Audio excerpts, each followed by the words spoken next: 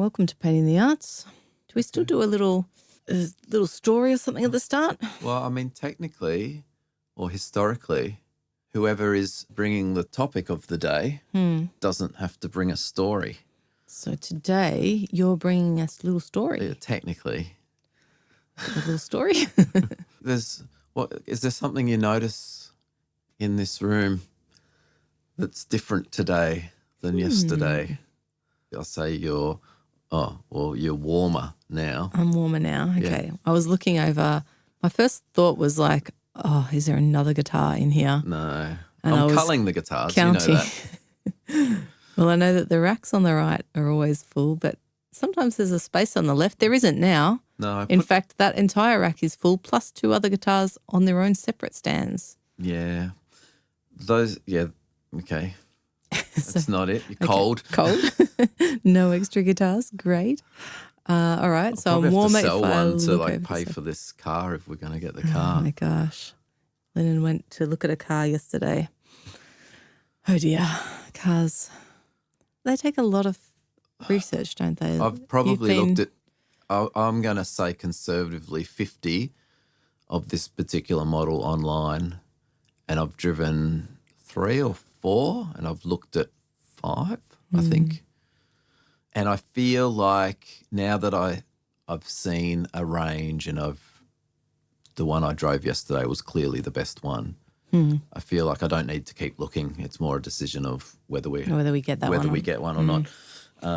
But we're trying to find one that is safe and suitable for Birdie and her mobility and her needs and so on. Sort of so now and into the it's future led a us little to bit. a van that is 16 years old and is a fuel guzzler, which is, it's the sort of variables that you don't start out looking at, but the internal sort of fit out and everything is the thing that's got us, that's got to be correct, I suppose. And the fuel guzzling thing is, I mean, it is dependent how you drive. It just on paper. I'm a leadfoot, so. Well, you can't be anymore. Anyway, it's all these things you got to weigh up. And once I start researching something, yeah, you do a bit of a deep dive. I do, because I can't let it up, because I feel like I've got to keep running with the knowledge that's in my head, because otherwise I forget. Remember when we built the deck at our last place, and I'd done all that research on how to, not that I was going to build it myself necessarily, but just on what it took to build a deck and all the considerations. And then we got in a brother of a friend, to do it. And he was saying, oh, you don't need to worry about that. Like, those tolerances you're talking about, you don't have to adhere to them. Like, that's not a requirement by law or by council. That's just a suggested thing. So if we can get away with less timber if we do it if you this don't way. use 600 mil gaps and you use 900 mil, you use less timber, the job gets done quicker, you'll save like $400. And I'm like, at the time, I couldn't remember why I wanted it to be 600 mil. So there's just little things like that because of the time between the research I did and then actually doing the job. So it's just, I guess it's that sort of a thing. Like once I'm, And how often did you think about that when you stepped out onto the deck and you could feel a slight sponginess beneath your feet? It was like I was stepping onto the deck of the Titanic as it was sinking. I don't think anyone else really ever noticed, but you... No, I'm sure everyone would notice. Everyone would notice, because it's just that I cared more. Yeah, and you knew why it was a little bit more spongy and movable than had you gone with the shorter distance. I mean, whoever says when they build a deck, hey, do you want it firm underfoot or spongy? Like, it's not even it's not even an option. No one wants it spongy. Yeah. So I'm sure, and this is the thing, you're not walking onto it from, because we had a timber floor in the unit, so you're not walking across a spongy timber floor to a equally spongy deck. Like, you're walking on something that's pretty sure underfoot, and then you step out Man, And it's not. I really never I can't believe noticed why any are you bringing that up and sponginess. giving me stress. You're the one. You're so Okay, cold with what you're. I'm trying to look what's different in the studio today. I don't know. I was in here. I've actually, ladies and gentlemen, I've been appointed studio manager, which basically means I dust and vacuum in here once every so often. And I've been in trouble because I moved a cord. But yeah, I don't know. I spent 2 hours in here. Like there's so many things to go around very carefully with a little cloth. So do I notice anything different from a couple of days ago when I did that? No, I don't. I don't. This is killing me. Tell me. You're looking at it. Oh, what? Your haircut? Yeah.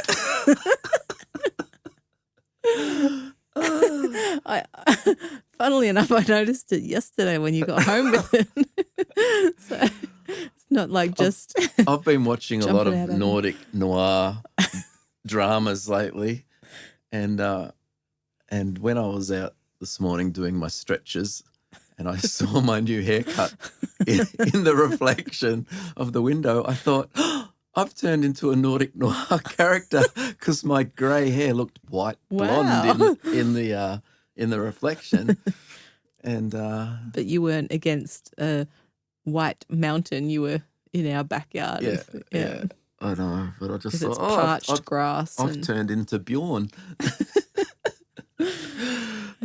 One of our carers laughs heartily every time she walks in, and Lyndon's watching a new Nordic noir. She's 20 and she cannot understand how you'd ever get into such a. I was watching The Bridge yesterday, and it's great because it's the bridge between Sweden and Denmark. So like, I've got 2 languages happening.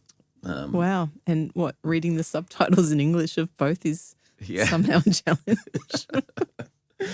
Well, you know, right. that's how I like to read my books. Is subtitles on SBS. No wonder our carer laughs, or our daughter's carer, I should say. We're not just having someone coming around looking after us. Seeing if we're all we right. might need it. I wouldn't mind someone just coming and making sure I'm okay. Could have a massive whinge to them. Go, I'm not okay. Bjorn doesn't know the trouble he's walking into. There's a blizzard coming.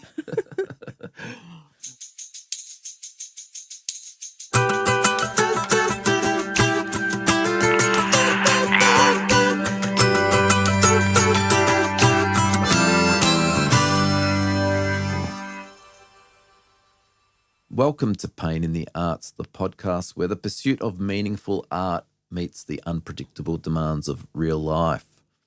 Good afternoon. I am Brea and Lyndon. And I am Lyndon. It may not be afternoon where you are, but hello, greetings. It's afternoon here, and Yep. it's I reckon it's about lunchtime. It is. It's 2 p.m. Let's go eat. Well, we can't go eat. We've got a podcast. We're on the mics for the next hour, That's and true. we'll eat after that. Lunch later. Lunch later. Oh dear. All right, let's talk about our topic for today. It is my turn to bring a topic. And today we are going to talk about community. Yeah. Community. Okay. And the reason why is because I think, well, we're all here, living here on a big blue ball hurtling through space. And it is nice to feel like if you were flung off that someone would notice. So, yeah, I think community among artists is something worth talking about.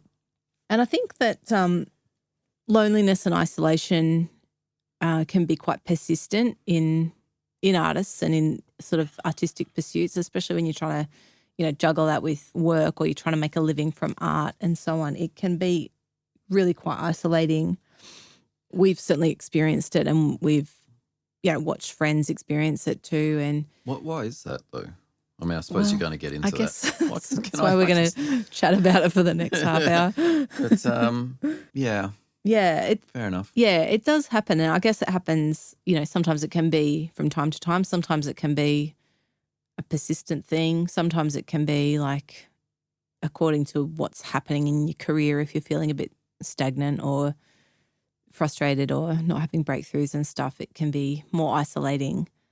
But what I really, when I was thinking about this, what sort of fascinates me is I think this living at extremes that I see a lot of our artistic friends doing. So on one hand, many of them seem to be introverts, and yet the very sort of nature of art, creating something, is that you're often putting your most your dearest sort of ideas or your most vulnerable parts of yourself into some form of art or some kind of product, and then you're putting it out for everybody to see. I mean, it's obviously like a well-recognized thing that surrounding yourself with a good community is a good thing, you know, psychologically speaking, sort of mental health speaking, and just sort of from a support network or safety net perspective. But I think one of the interesting things I find, as I was thinking about this, a lot of artistic people we know, they tend to be introverts.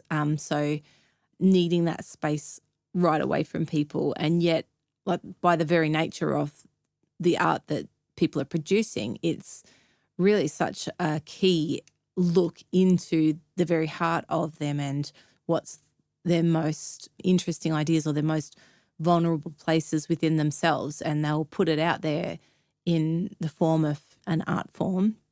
So it's quite a division there, and people want to see their art seen and recognised and talked about. They want to engage with the ideas behind their art, and yet a lot of artists are also very sensitive to criticism and having those ideas like picked over, I suppose, in a unkind kind of way.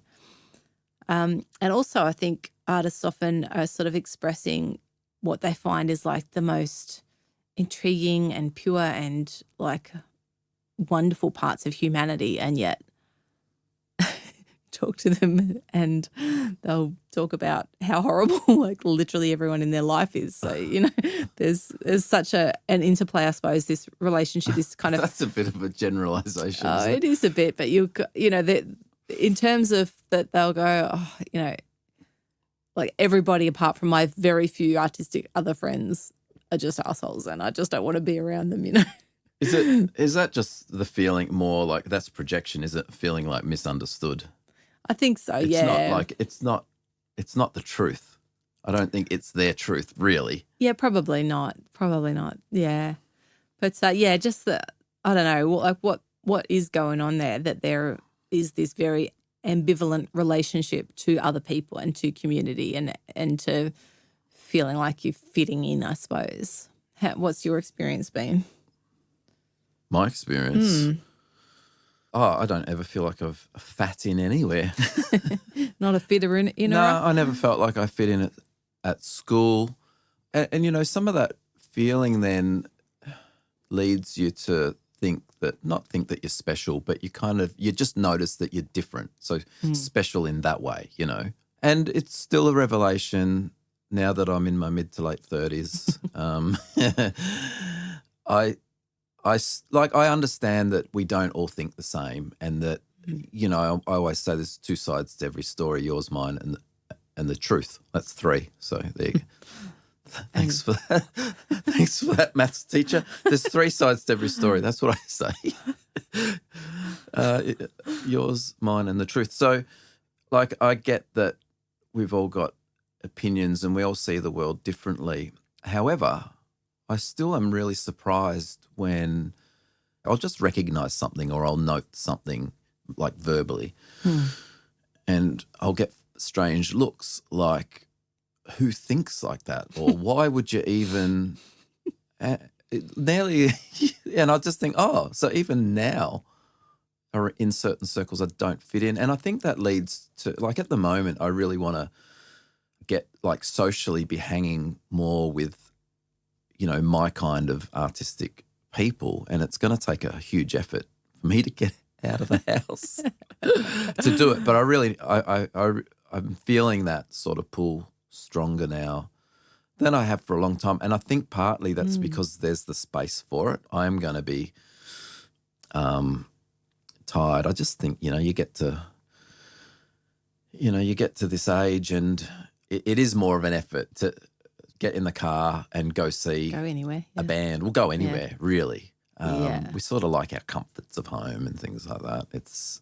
I was going to say it's sad, but true. It's not sad. It's actually quite nice to enjoy the simple things in life, and Yeah. you don't need it. But I am feeling that I really want to get around people. Yeah. So yeah, I've never. What was your question? If I've experienced, I've gone off on a tangent. That's okay. That's why we that's why we have a podcast. But yeah, I've never Tangents. felt like I fit in, and yeah, Yeah, it is that's interesting, normal. isn't it? That sort of, like you're saying, trying to find your little group of people or your people that think like you. And yeah, maybe there's something in that. Like even when you are surrounded with other artists and so on, it just feels super rare to find other people that are similar. It's a very strange thing.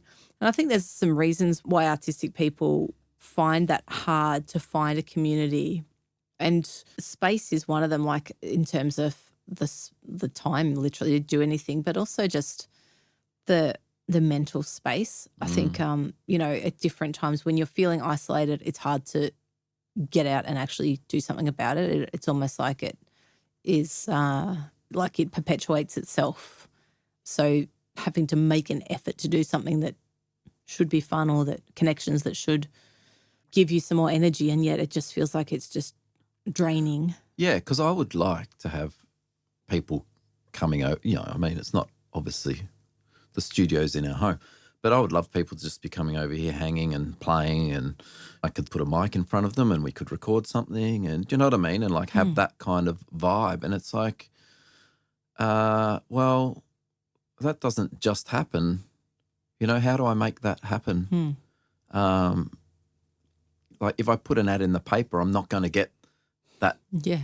That's not the way to do it. And then people will turn up and you'll be like, I just can't wait for them to leave. It's like, well, and yeah. So it needs to be like that sort of stuff comes through like genuine friendships, through, connectedness and through shared experience, and, it would be an extension of hanging out. It's like instead of just hanging out and having a cuppa, it's like musos are hanging out.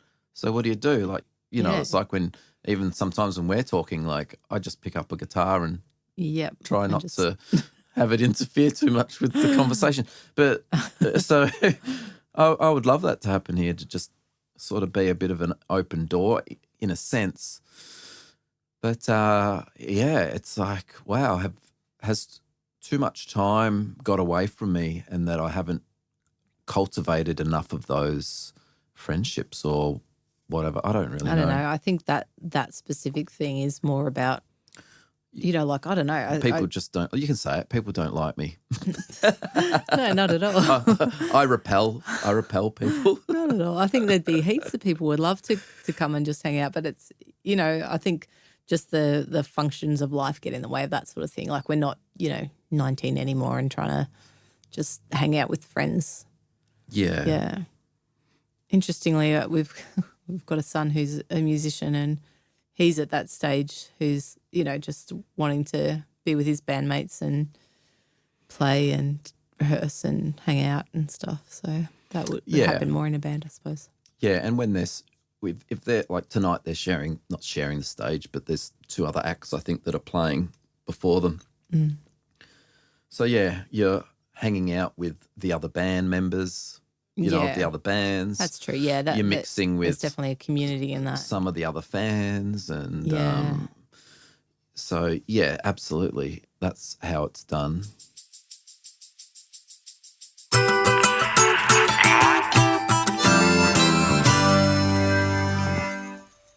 When I was doing my solo original stuff, it still felt to me like I was pushing,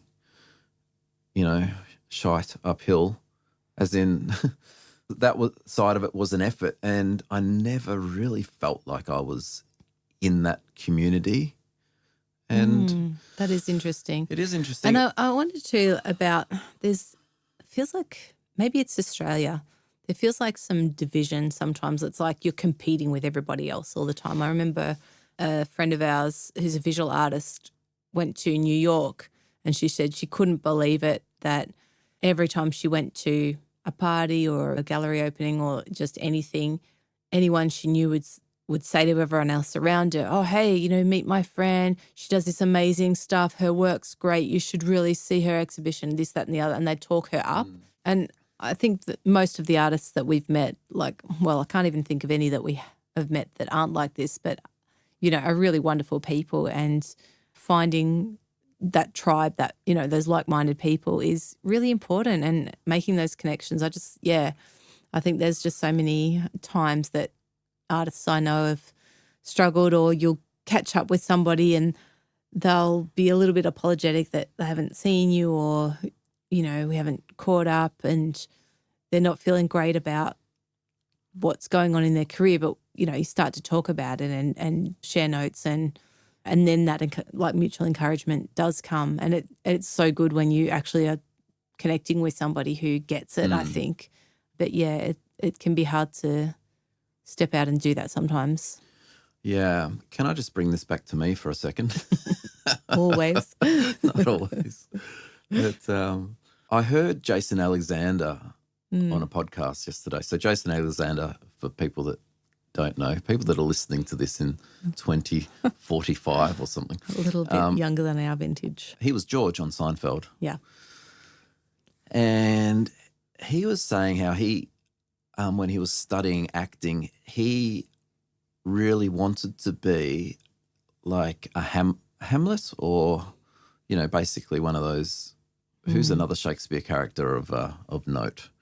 I'm going to say Hamlet. Well, Hamlet's like traditionally the, hardest role or whatever. And so he saw himself as that kind of an actor, and one of his lecturers or whoever pulled him aside and told him how great he was and said, "You will never be Hamlet." Oh, wow. And basically said, "Look at you. You're, mentioned his physique, said he was balding, young. You should get into comedy." Wow. And I was driving along listening to that, and I thought, you know what? Something I wouldn't say this is a regret of mine. It's more of an acknowledgement. I think that I never, after school, I never did any tertiary study in the arts or in anything, actually. So I didn't have really anyone that could steer me in any particular direction. So any decision I made was my own of what I thought was the next thing that I needed to do. And it was I always just felt like I was zigzagging. Yeah. Actually, I do remember meeting with I can't remember his name, but he ran a record label in Melbourne, and he'd heard my stuff, and we went out and had lunch. And he's given me a piece of advice that I've always remembered, and he was saying that for me, one of the most important things I should remember when I go out and I play solo is groove, and to make groove a focal point of what I did, in terms of to just not forget about it, because the groove is the bridge between, what I was playing and the audience. All right. Which was interesting. Advice, yeah. So maybe that's something that is really important about community, is that knowledgeable feedback, because you can have people come to your gigs, or, even family and friends who will be like, "Oh, that was amazing. I loved every part of it." Yeah. And that's wonderful to hear. And then if you have somebody in the industry, or, someone that has some specific advice, that's invaluable if they can give that and you can receive that. And also, if you've studied at College of the Arts or Box Hill or wherever else we might have here in Melbourne, you've got that cohort, you've got that community as well. They all go out and get their different jobs and that, and then they can recommend you, and you know what I mean? So there is that extension too of just the hardcore sort of learning and hearing from, often those teachers are players themselves or actors themselves. And also, when I was saying before that I never felt like I was part of a scene in particular, a big part of my live playing since the age of 13, easily, right up until, a decade ago, say, was being a church musician. Right. Yeah. Okay. So when I say I couldn't I didn't have a community I did. It was being a church musician. That can take all kinds of various shapes and forms, and there's always that tension between why you're doing it and the purpose, and, you know, how professional are you allowed to be in that environment, because suddenly if it's just about that, then it's your heart might not be in the right, you know what I mean? All And these sort of things that you don't deal with if you're not on a church platform. Yeah. And so your community, in that sense, as a musician, the people that you're sharing the stage with, some of them might be great musicians in their own right, but it's a completely different and foreign environment to what's happening in the clubs and the pubs and the bars that meanwhile all your other peers, if you like, are cutting their teeth in. Yeah. And so I think I missed a lot of that because I wasn't available for it. Oh, wow. Do you know what I mean? And isn't this interesting? I only had that realization a couple of months ago. Wow. I was like, oh. Because you were playing all the time. Because But I was trying to it was work like out. a mix between Sunday morning and Saturday night. Yeah. Saturday night, Sunday morning. Plus you've got all the other activities that go around that. Rehearsals and You've got other, rehearsals. conferences and stuff. Yeah, all kinds of different things. So you're really trying to, I would have been, especially when I released those couple of early albums, you're trying to work out all of that stuff around your commitments to the church.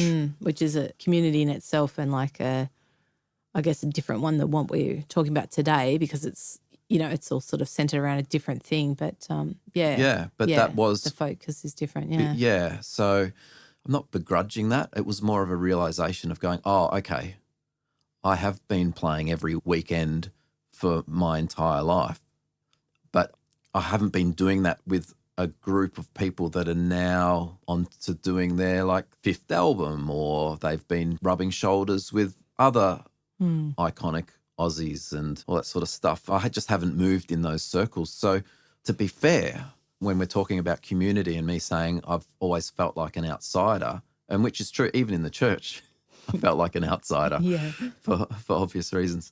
I think a lot of that can be attributed to I didn't make myself available. And so now the thought of actually trying to break into it is like even worse, I think, than being a mature age student at uni, you know, because I think, what do? I just go along and go, oh, hi.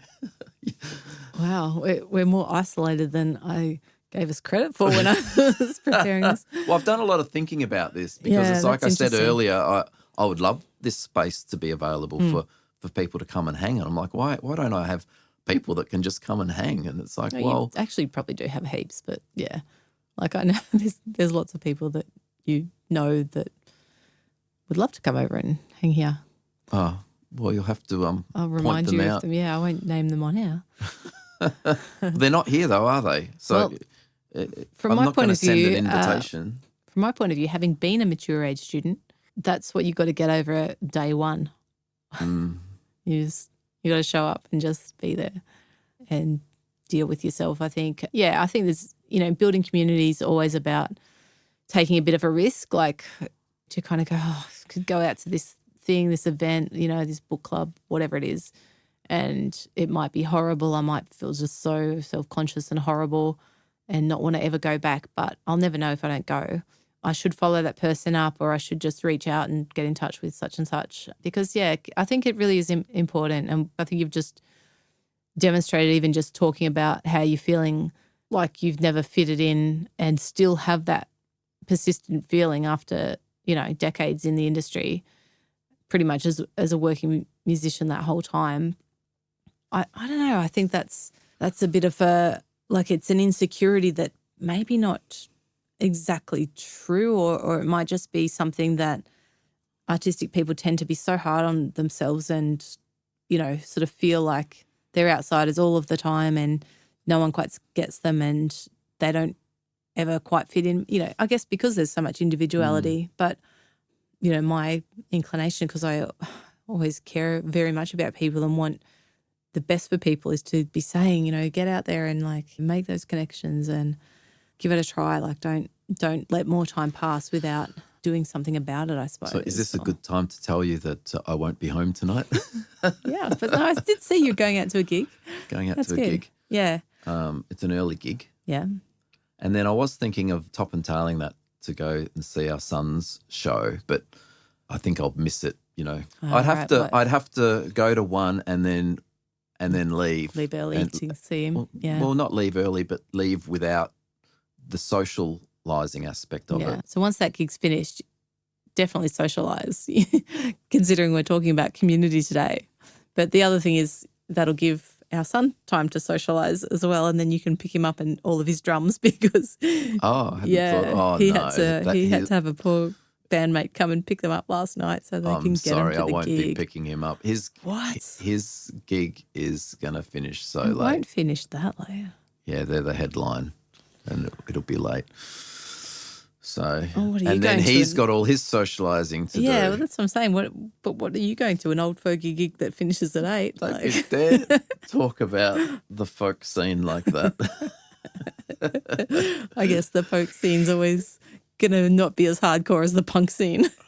I shall be enjoying the performances with a gin and tonic. Right. And then I shall be putting on my smoking jacket and having a cigar. And your slippers.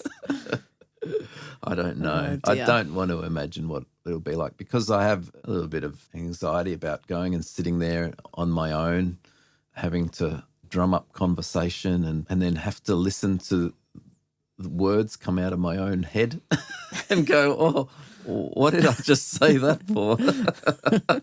Maybe I'll stay home. Oh, my gosh. This is what's good about footy season. Like once the footy season's on, you just go, oh, I'm either going to the footy or I'm staying home and watching it on TV. Okay. No, this is what's hard about being an artistic person, I suppose, and living with one is that you are, well, you're actually past your mid to late 30s. You're quite a big grown man now and you should be able to go out and just go out. I know. I'm sure I'll enjoy it when I'm there. Wow. I don't need a community to bolster me up when I've got Michael David Mayo, who is, have you seen this guy on Instagram? Hold him up to you so you can see him. No, I don't think so. He does some, he's an, I'm going to say oil painter. I'm not 100% sure, but he's painting on canvas these big kind of colourful works and always talking about what it is to be an artist and about how important it is for us to support one another. And yeah, he's got a lot of good things to say. I often save his reels, but just being a bit facetious. Clearly he's all for going out and well, that's right. Finding your people. I think that is important, getting out and I'm speaking to myself as much as you at this point or any of our listeners is to find some things. I mean, I'm a writer. We don't collaborate much. We sit in our rooms and we write. But I was thinking about that earlier, like a luthier or someone. It's like they're just spending all their time on their own, happily. Doing the actual work. Yeah, but then, that outside bit of it and it feels horrible because then you feel like, oh, now I've got to go and like take my work around and get people to appreciate it. Like that feels awful. But I think connection apart from that or alongside of that is important to seek. So, there's always things. There's gigs to go to. There's galleries. There's book launches, book clubs. So there's always if something you're an artist who's listening, go do something this weekend. The other thing is it's quite hard to connect sometimes with non-artistic people. Like that's a whole different sort of whole different beast, really. What do you mean? Well, when you are spending a lot of time doing your own thing and then you go to, I don't know, a family event or some other thing that, you're chatting to people, you're making small talk, you're meeting new people and they're just from different worlds. That can be a whole different something thing. I've noticed, this is a generalisation, but I think it's kind of true, is that in those circumstances, artists or artistic people either aren't good at small talk or they just downright don't like it and don't want to, they'd much rather just find a person and sit in the corner and just talk to them for the entire time and then leave without being noticed. Guilty. Funny, yeah. But That can be hard. And you can feel sort of put on the spot of like, oh, well, what do you do? What are you working on? What, you know. and there's sort of the that's economic equation, and then suddenly Yeah. your value is, as you know, your place in the world, the value of what you do is like comes down to whether it can support you, Yeah. which it's so interesting because like I always think, look back on famous artists that we all admire and that are in all the textbooks, and you know, sometimes they're noted for that one work, like one or two pieces of work that they did, and apparently they just did that in isolation without years of trouble and toil and developing the thing, the craft. And I'm always just fascinated when people don't apply the same KPIs. They don't apply the same sort of logic, I guess, or the same sort of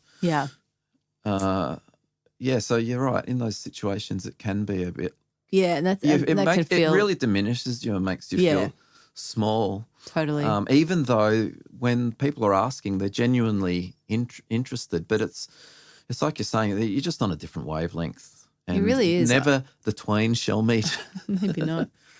Yeah, it's funny how sort of small it can make you feel all of a sudden. Like, you know, if you are talking to other artistic people, you can be, the conversation's completely different, and then you'll just talk to people who have other like real jobs, and it'll suddenly feel, you are being weighed up. I find that I'll always just be talking about my business then, which is Words Done Right, where I write copy for other businesses and organisations and so on. And I'll talk about, I've just done a website for a law firm, and now I'm working on a thing for a chiropractor or whatever it is.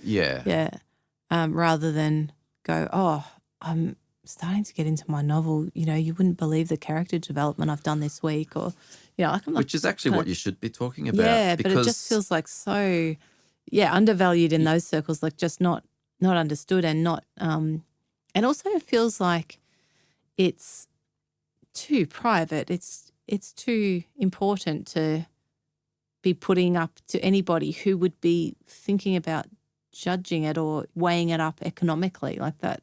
Yeah. I guess that's the awkwardness that comes in. Yeah.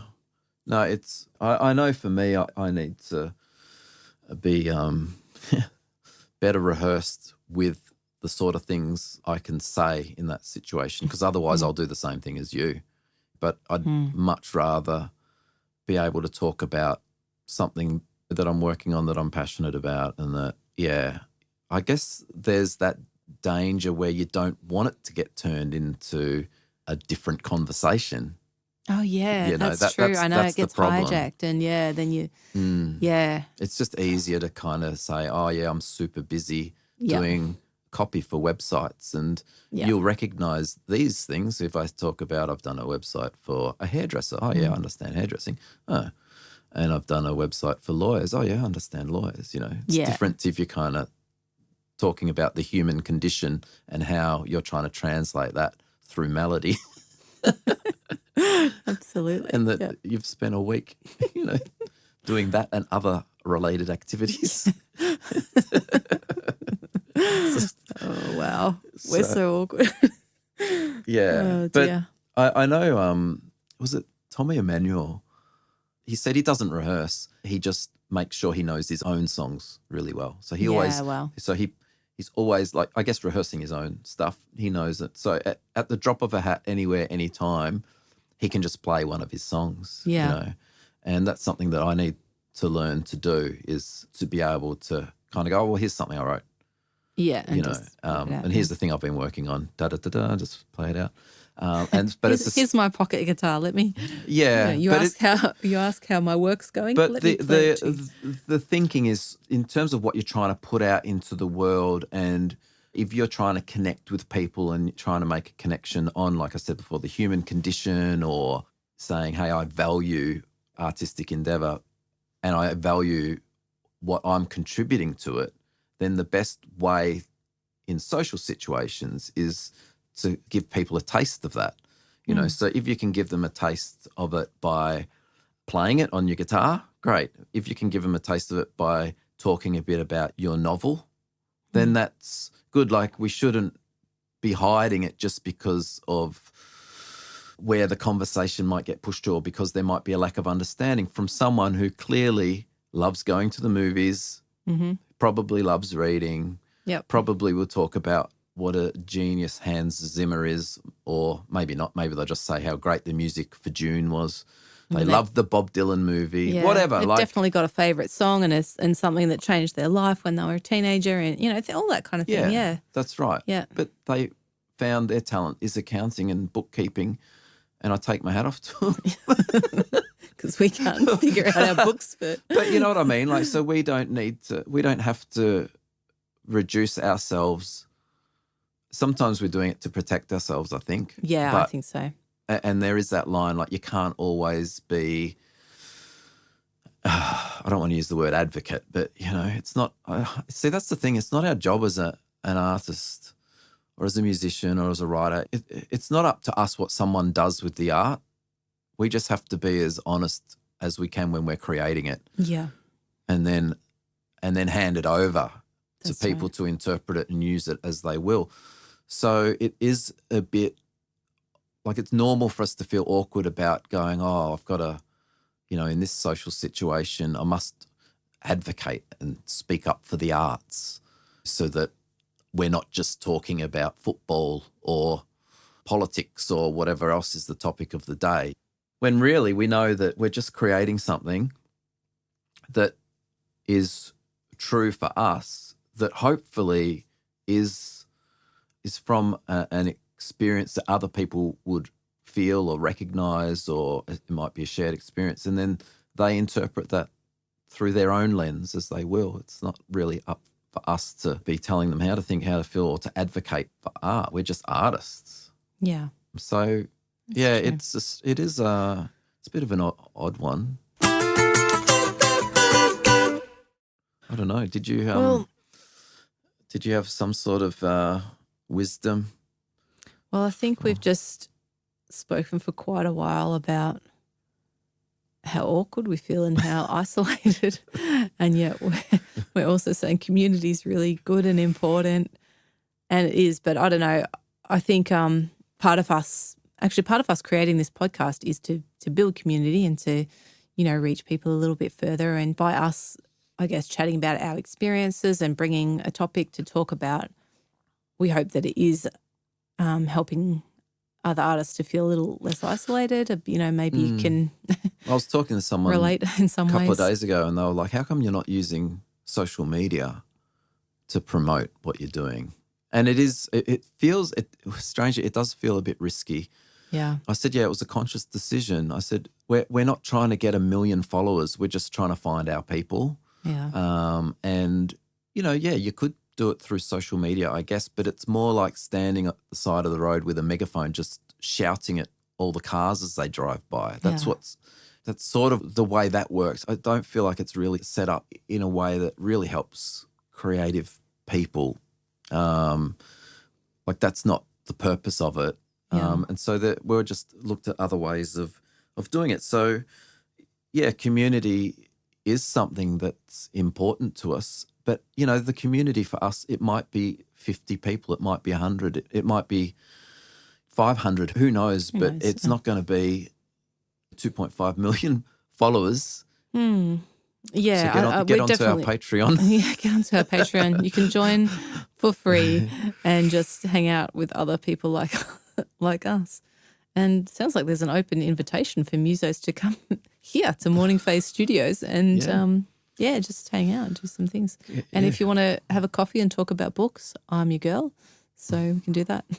Yeah, you're not making the coffee though. No, we're meeting in a cafe. Oh, okay. Yeah. Well, that sounds good. Yeah. Book club. Maybe I should. Yeah, we talked about that. Maybe I'll start a book club at some Start a point. book club? Why not? Well, that's right. Book clubs, book launches. It'd be good to go to. So, yeah, I don't know. I think that this won't be the only time we talk about community and the struggles that artistic people have or just what we're experiencing. But yes, one thing we haven't mentioned is maybe we feel particularly like we've gone through periods of isolation. Being special needs parents is very isolating in that experience. So we've sort of had that to contend with, as well as trying to somehow keep the threads of our careers going.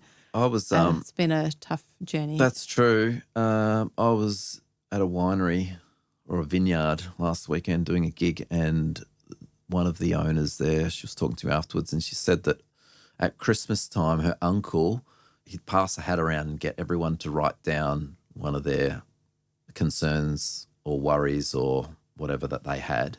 It might have been metaphorical, as in they didn't actually do it, but this is what he said. If we all wrote down our problems and put them in a hat, and then you had to pick a problem out, he goes, you'd pick your own out. Oh, wow. Yeah, which is quite wise, isn't it? And it's just a way of going, you know what, everyone's got their thing. Yeah. Everyone's got their cross to bear. And, yeah, so I thought that was quite a powerful statement. And one that I think Uncle Pappy would agree with. Oh, you and your Uncle Pappy on Instagram. I'm going to leave it at that. Go and follow him. Well, all right. Well, we'll leave it there for this week. We hope you all find connection and meaningful community, and reach out to us. Leave us a comment or go leave us a review. Leave us a 5-star rating on Apple Podcasts. That would help. That would help. Yeah. That would help. 4.5 is probably okay, but, 5. That'll help other artists find us and connect, hopefully, with you and us. Thank you for listening. You can visit our Patreon page and become a patron. Patreon.com/Pain in the Arts Life. Or you can visit our website if you want to find out a bit more about the show. And there's some articles up there too, some blogs. That is www.paininthearts.life. Yeah. What else do we say, Brea? I think that's about it. I don't know. What else do we say? I think we've done it all. True. We'll see you next week. Bye.